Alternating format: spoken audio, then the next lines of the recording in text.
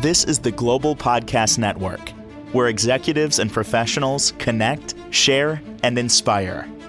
Stay tuned for the conversations that drive success.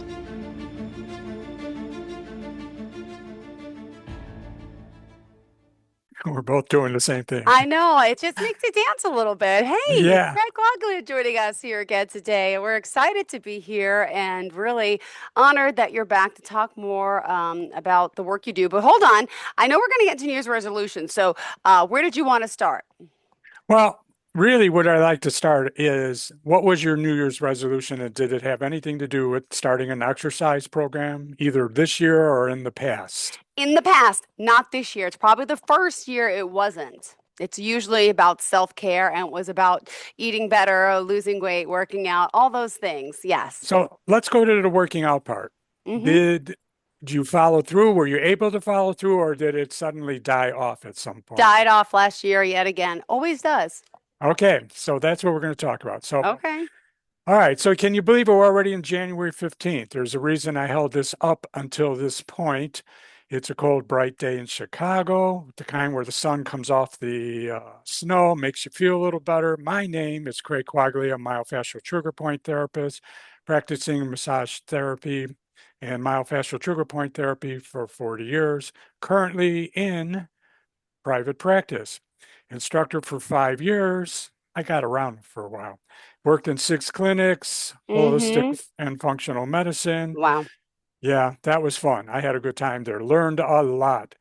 I learned about the power of synergy and involving other practitioners into whatever the musculoskeletal problem was to create great results. Mostly focus on chronic pain intervention, maintenance, but especially prevention. So that's really important for me to open up with. So we're going to talk about today is early part of my career. I started out in health clubs. And in the second year, I began to notice something. Usually, as we just talked about, people have a resolution. Sometimes it is about exercising and getting in better shape. But it was really a very interesting phenomena in that the right after Christmas,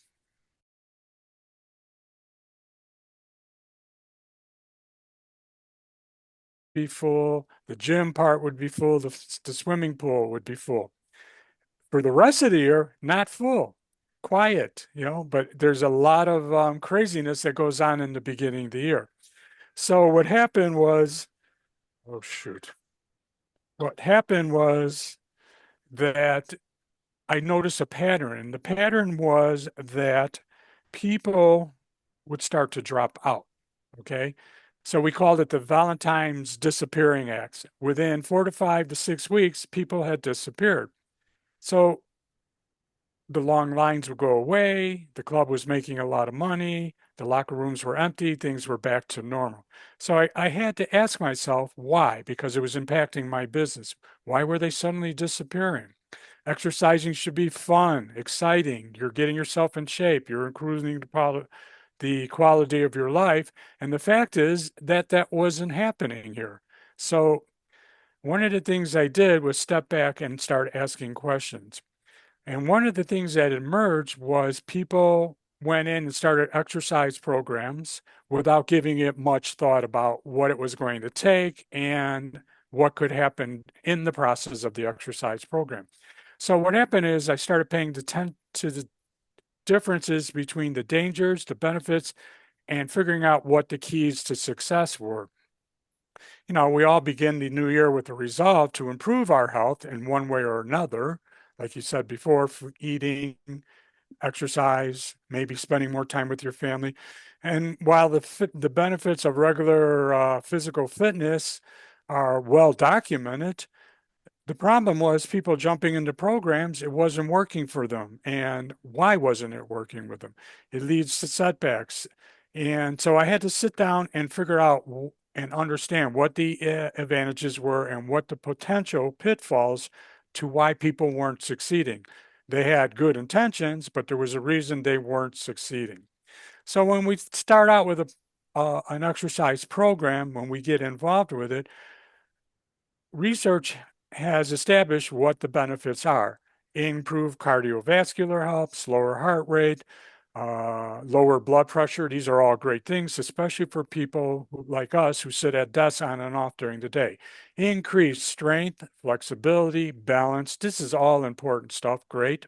Long-term disease prevention. Maybe we don't think of it as that, but as you get older, you begin to realize that quality of life is important.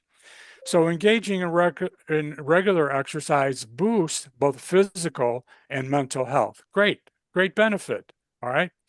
It increases our ability to handle stress, um, achieve more balance in our life, get us from in front of computers, maybe get us some quiet time where we're by ourselves, doing something good for ourselves. Would you not agree? Mm-hmm. Yep. So, yes. What people do not do is take in consideration what the dangers or risks are. And danger is a pretty strong word here. Despite the benefits, rushing into a new exercise program carries risks. And most people don't think about that before they start choosing the specific program that they want to be part of. One of the most common is muscle strains and joint injuries. You've been sitting, maybe you've had a sedentary life, all of a sudden you go out and you say, I'm going to do X, Y, or Z, or maybe train for a marathon where you find out that your joints and your body aren't quite up to it. Overtraining can lead to fatigue and worse, burnout. The burnout Yeah. doesn't just stop with the exercise, it carries over into your everyday life. That's a negative, not a positive. Aggravation of underlying health issues. Maybe you have migraine headaches, maybe you have low back pain. You need to pay attention to these things when you're designing your program. Improper technique causing injury. I've seen people come into health clubs and suddenly start doing crazy things with weights that clearly was not beneficial for them and often lead them to getting injured. Psychological disappointment. You're not getting the results or the endorphin high that you were looking for, and so you become demotivated. These hazards highlight the importance of a gradual progression and awareness of one's limits. And in the beginning, your limitation is the thing you should be paying the biggest attention to because you want to succeed at whatever it is that whatever program that you're taking part in.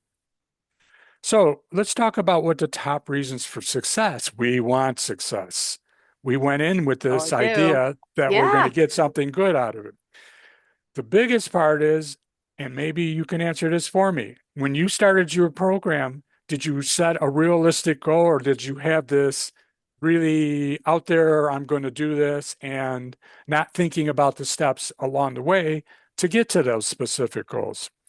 So what I'm really talking about is a gradual progression in intensity and in duration. There's a difference between starting off, if you're running, at 1 mile and then starting off and running at 5. One gives you information, you're going to have challenges, but you're going to be able to manage it. 5, you're already beginning to sabotage what's going on. And a lot of people might choose the 5 because in the past, 10 years, 5 years, 2 years ago, they did that. That's the quickest way to sabotage what is going on. So you don't want to do that. The learning proper form and technique to whatever you're doing, whether it's aerobics, whether it's running, whether it's swimming, whatever it is that you choose, take a moment to figure out what it is that you want to accomplish here and how to do it. The biggest is a consistent routine to put aside the time that's going to work for you so that you follow through. Do not do a stop and go process. If you do a stop and go process, you're probably going to do more stop than go. It's going to sabotage your program. Having accountability with a partner, maybe. I think when you said you were running, your whole office was starting to work together. Maybe you, at least in the beginning, you had a support group, and I think you mentioned people dropped off because, the expectations weren't there. Yeah. Now, a lot of times I have a lot of people coming in who work with sports trainers. people who are going to assess where you're at and work with you at a level that works for you to get to where you want to be. And more importantly, avoid injury. That's a great thing to do. Focusing on achievable milestones helps sustain motivations. And more importantly, it prevents injury. And nobody wants to go in with the idea that they're going to get hurt or they're going to do something that's going to cause pain, and maybe life-changing pain in this case, okay? So the top reasons for failure: over ambitious goal leading, and we talked about this a moment ago, to burnout. I have a lot of people who come in who actually feel mentally and emotionally worse from trying to start the program. Again, they're disappointed. And there's a phenomena that I've written about over the years that I call the 20-year-old brain and whatever age body syndrome, okay? No matter where you're at in your life, the things that you accomplish, at least athletically speaking, when you come back to them, your brain says, we can do this at the level that we used to do it. Of course, the answer to that is no, and you're going to find out really fast. I have experienced this a couple of times, and I know better. I went back to playing volleyball in my 40s after not playing for 15 years, and I vividly remember the first day I was out there competing with people who were in better shape, who were, just at the top of their game, and here's me trying to hit a ball, trying to get in position, trying, and my brain's going, what's the matter with you? You could do this. And my body's telling my brain, shut up. This is not working. So I started doing stupid things like throwing my body around and, my timing was off. What happened was the day after, 2 days after, I had pain that went for 5 or 6 days. So that was a hard lesson to learn. And more importantly, even with what I knew, I had overdone it to the point where it took a little more time to get over.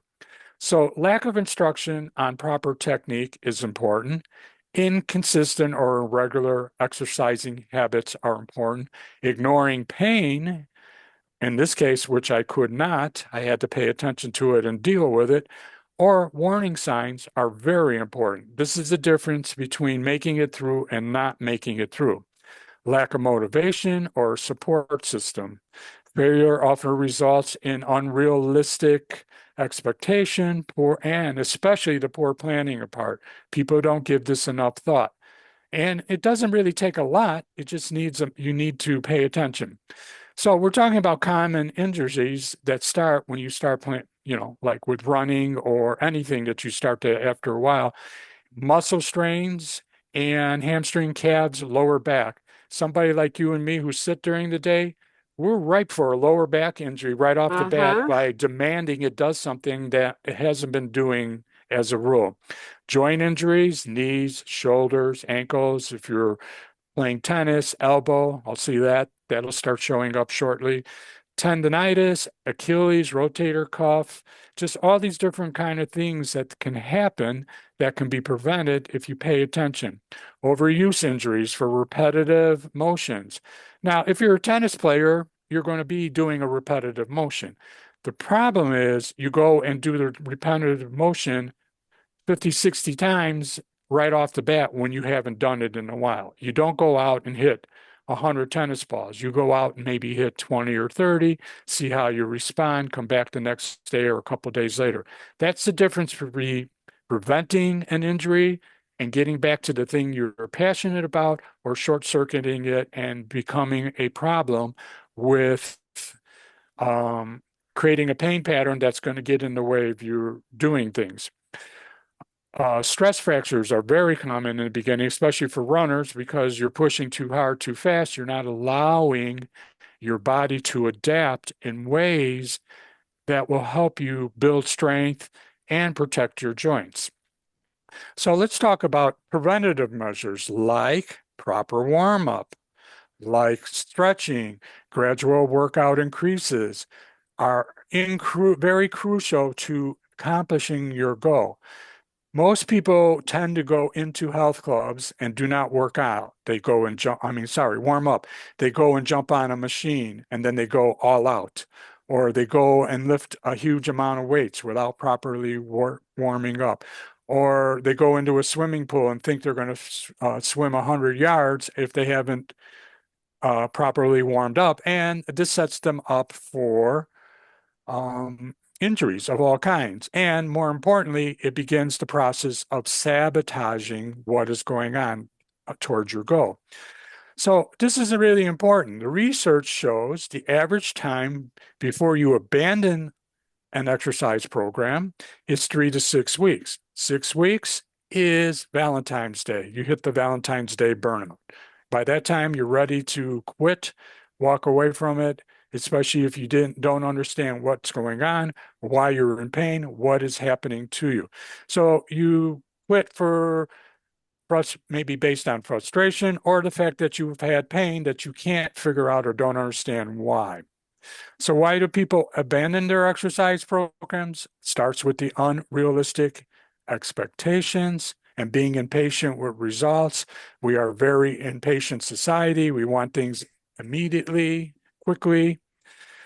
Injury or soreness, discouraging continuation, loss of motivation. This is where working with somebody or having a trainer or support, busy schedules.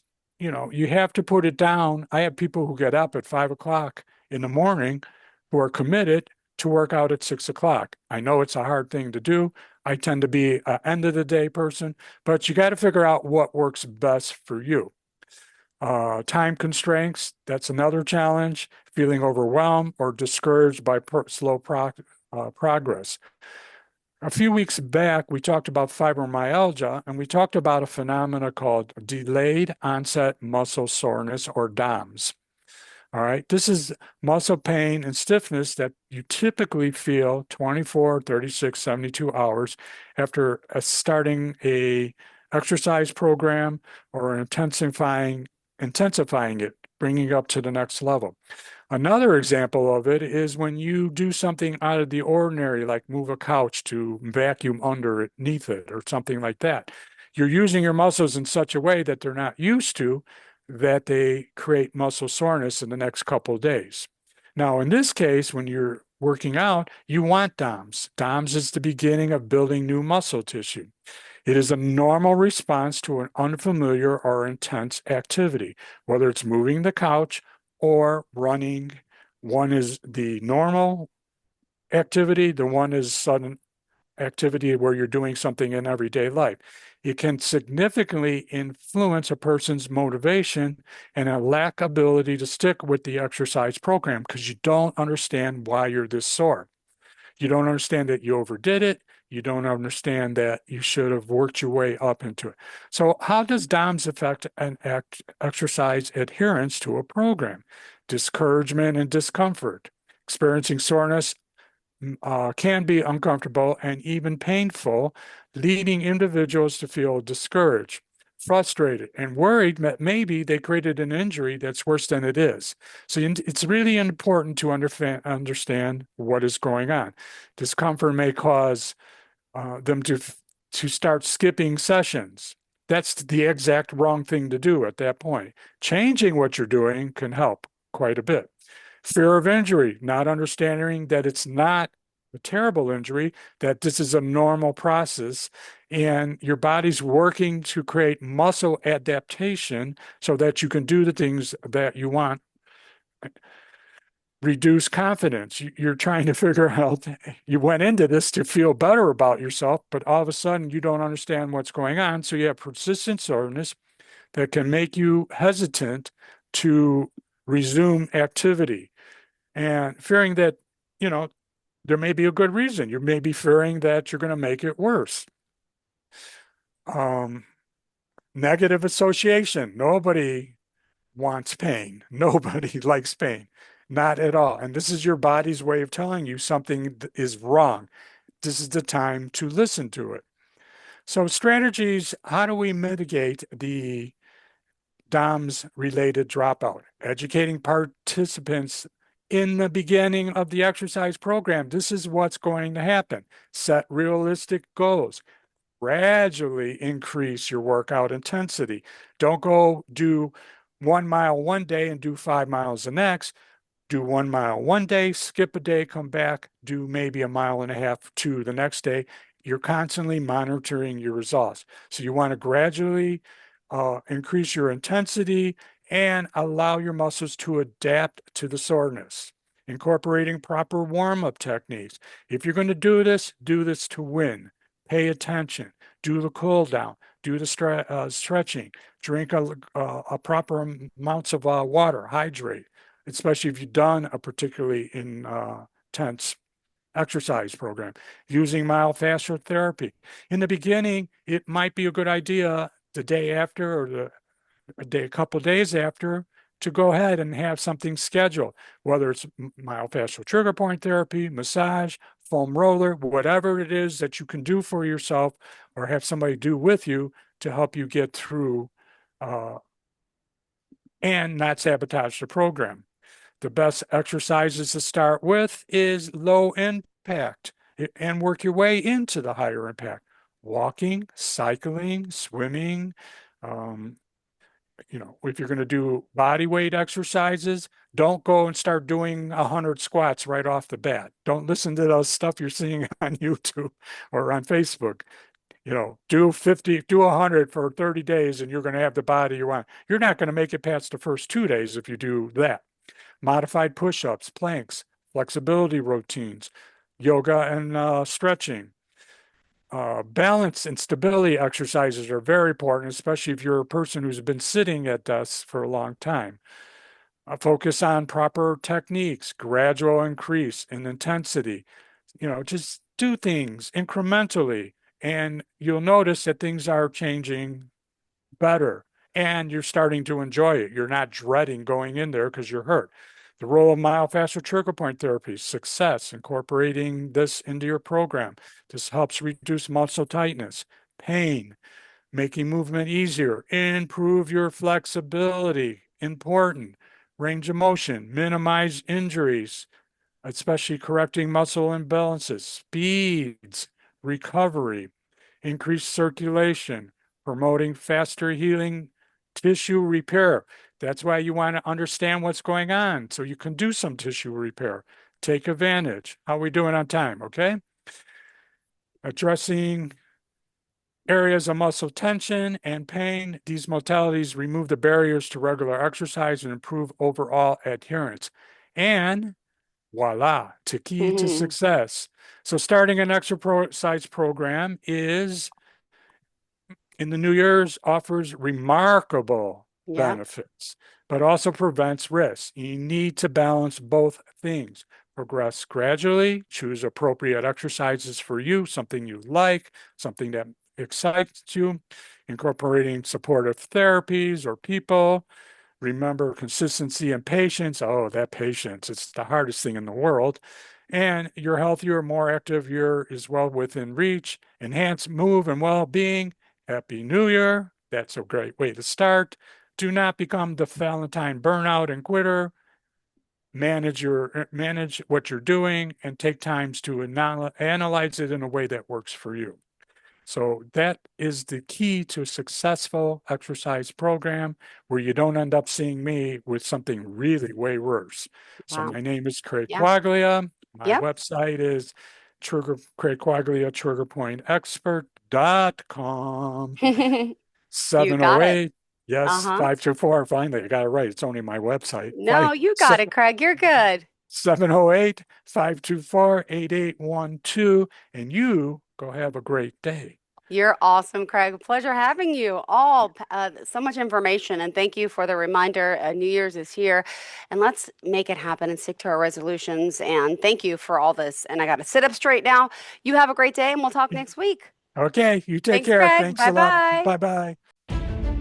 This is the Global Podcast Network, where executives and professionals connect, share, and inspire. Stay tuned for the conversations that drive success.